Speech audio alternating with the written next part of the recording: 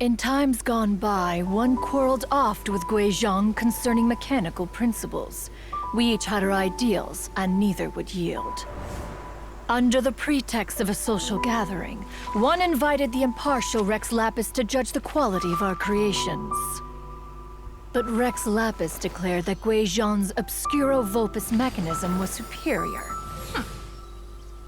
Though one was too proud to acknowledge it, in one's heart, one knew that Guizhong was indeed the superior talent in the mechanical arts.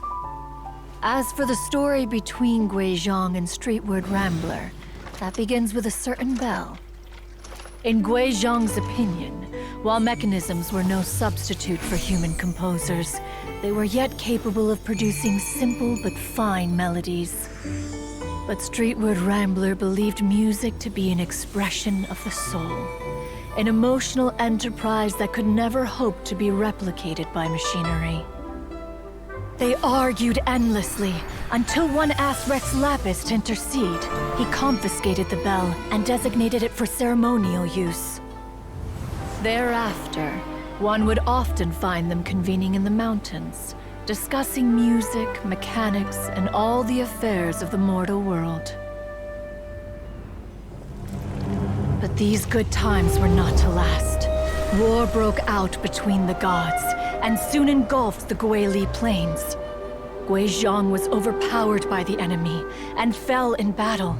When Streetwood Rambler and I arrived at the scene at long last, all that remained among the ruins was her lifeless body. After this, at Streetwood Rambler's request, Rex Lapis granted her the cleansing bell for safekeeping. To honor our friend's memory, one made a few finishing touches to her ballistic device. Many lantern rites have passed since then. Many greetings and goodbyes. Upon what do you gaze? The Guili Plains? No. It's everything.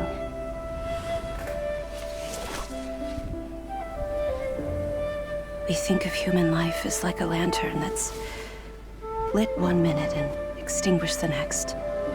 But are we Adepti so different? Perhaps as dust settles after a storm, we too must one day return to the world. À, thì ra người đó là Bình Lão Lão.